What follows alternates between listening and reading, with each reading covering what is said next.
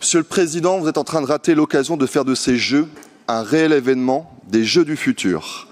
Avec vous, ce seront les derniers Jeux d'une époque révolue. Et ça aurait dû être les premiers Jeux d'une nouvelle ère, une belle occasion ratée.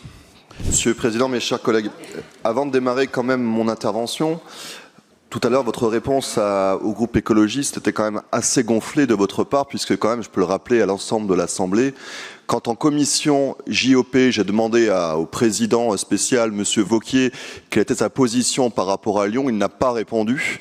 On était à 3 jours de la décision. Donc il n'avait pas affiché clairement sa position en faveur du regroupement des épreuves de glace à Lyon. Donc maintenant, votre position aujourd'hui paraît un petit peu déroutante. Donc enfin, justement, ça y est, nous avons enfin une décision logique pour ces Jeux olympiques. Et en plus, ce qui doit vous faire mal, c'est qu'elle a été soufflée par un écologiste. Le hockey, le patinage, short track, curling, les épreuves de glace se tiendront bien à Lyon.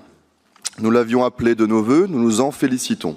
Regrouper les compétitions sur les équipements existants, c'est moins de béton, moins de déplacements, donc moins de carbone. Et quand les transports concentrent l'essentiel de l'empreinte d'un grand événement, ce n'est pas un détail. Aussi, après quelques atermoiements, vous avez fini par vous rallier à notre position et celle du maire de Lyon. Pour le reste, la région demeure aussi floue qu'à l'accoutumée. Voilà plus de 15 mois que nous posons les mêmes questions en commission et ce n'est pas la matrice des responsabilités soumises aujourd'hui qui lèvera le brouillard. Sur le papier, pourtant, cette matrice se tient. L'État garde le régalien, le COJOP organise les Jeux et loge ses accrédités. La région devient chef de file du transport des spectateurs. Mais lisons la suite. Ce sont les communes hôtes qui mettent leurs sites et leurs espaces publics à disposition à titre gracieux. Ce sont elles qui financent à leurs frais le déneigement, l'éclairage, la signalétique, les volontaires aux abords. Et pour loger les milliers de bénévoles et des salariés des Jeux, des hébergements devront être mis à disposition gratuitement. Gratuitement, le mot est joli. Mais gratuit pour les Jeux, cela veut dire payé par les communes. Pour une grande métropole, la charge se dilue. Pour une petite commune de montagne, elle peut être écrasante. À la question que nous posons depuis le premier jour, qui paye? Ce rapport répond donc en partie, et ce seront donc les territoires de montagne sans compensation. Le seul accompagnement financier mentionné dans ce rapport vise l'accessibilité des sites et encore dans, ouvrez les guillemets, des modalités à définir. Cela révèle encore un peu plus votre impréparation.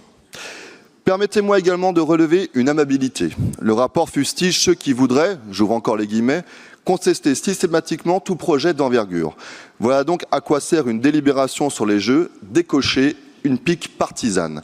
Le sport comme valeur qui rassemble, ce n'est manifestement pas encore pour aujourd'hui. Alors disons-le clairement, nous ne dirons pas non à des Jeux que nous voulons voir réussir, mais nous ne signerons pas davantage un blanc-seing à un projet qui laisse les communes de montagne régler l'addition et qui repousse à plus tard les réponses que nous réclamons depuis le premier jour. Notre abstention n'est pas une hésitation, c'est une exigence sur le financement des collectivités, sur la transparence et sur l'héritage. Monsieur le Président, vous êtes en train de rater l'occasion de faire de ces Jeux un réel événement, des Jeux du futur. Avec vous, ce seront les derniers Jeux d'une époque révolue. Et ça aurait dû être les premiers Jeux d'une nouvelle ère, une belle occasion ratée.